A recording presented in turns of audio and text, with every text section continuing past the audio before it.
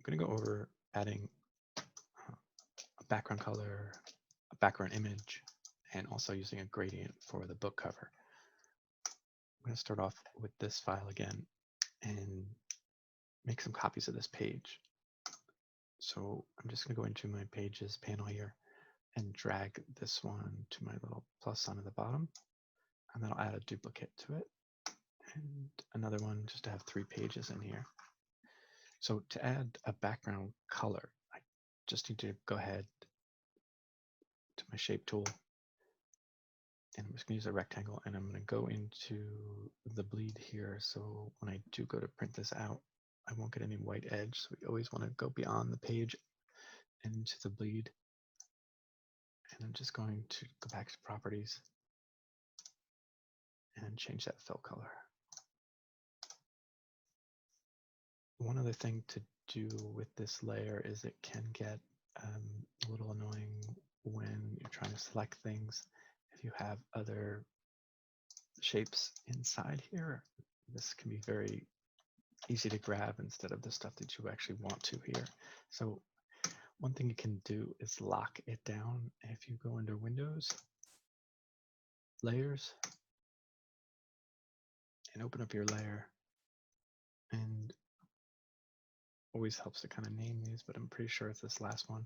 I'm just going to click over here right next to the visibility toggle, and you can toggle the page to lock it. And now if I go back into this, I can't select this, and you can see this little lock appears on there. That way, when you want to select an object, it's a lot easier to do, and you can leave that background in there. I accidentally moved one of the guides, and to move them back, I can just click on it, highlight it, and I can just move it back in place. If my numbers are off, I can always just go ahead in here and type it in. And I can lock those down as well just by going under View, Grids and Guides, and Lock Guides. And that way I won't be able to select them by accident. All right, next I'm going to add a gradient to this instead of using just a solid color. It's a little bit different than it is in Photoshop, but I can still start off with using a rectangle. So I'm just going to again do that, kind of bring out the guide to the guides. And instead of using the fill here, I'm going to go onto my toolbar, and kind of midway down, you'll see that there's this gradient swatch tool. I'm also in my workspace is the essential, so yours might look a little different depending on which workspace you have in there, but you should see this in the toolbar.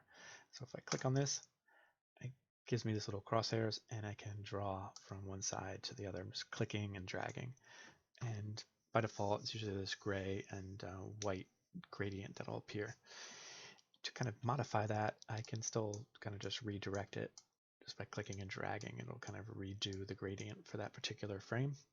I can also click on the fill, and you'll see the first tab is the swatches. Second tab is just the color. And that will fill the color if I want to. Just kind of change that, or I can actually still change it to a solid color. But if I want to go back into gradient, I'm going to modify this right here. So if I click down here in this color bar, you'll see I've got the two little swatches, this white one and this black one. If I want to change those colors, I just have to click on one of those, and it'll bring up the CMYK, so I can just modify that. So I'm just going to change that a little bit, kind of modify the colors a little bit. And I can click on the second one here and just start kind of messing around with some of the values here to kind of lighten it up or play around with it. And if I want to add a color to it, I can just click inside of here and just click right below it, and it'll just add another swatch to my gradient. I can also move these top diamonds, and that will just change the location of where the gradient kind of starts and ends. So if you want it kind of midway through like a normal kind of, but if you want it to kind of start a little bit quicker or slower, you can kind of change that around. Let me change this to something a little bit different. And you can also change from a linear gradient to a radial gradient. And to kind of modify that, you can also just click and drag, and you'll see you can kind of change where the gradient starts. So as long as you have those crosshairs and you've got your fill on this gradient, you'll see that you can kind of just keep modifying that on the gradient swatch tool here. So let me just leave that for now. Go ahead and hit save again. So I'm going to increment and save so I can just keep going with this. It's always a good idea just to kind of keep adding different versions to what you're doing. That way we can always go back.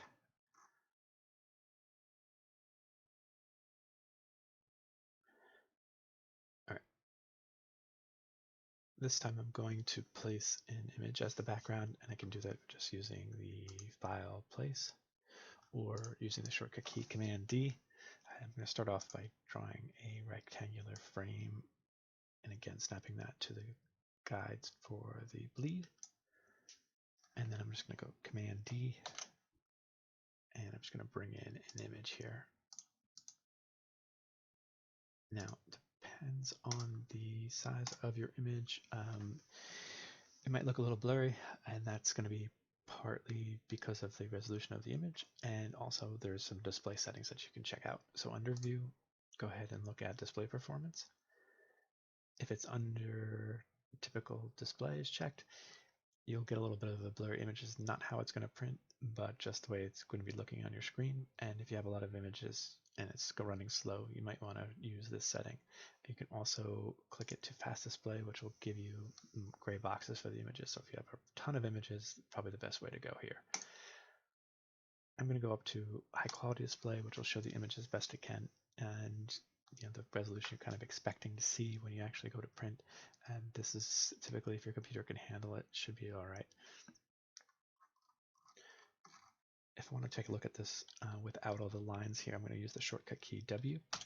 And if I go to my selection tool and just deselect everything, I can see what this will look like without the lines there, without the guides, without the margins, without the bleeds. You can see what those pages will actually look like.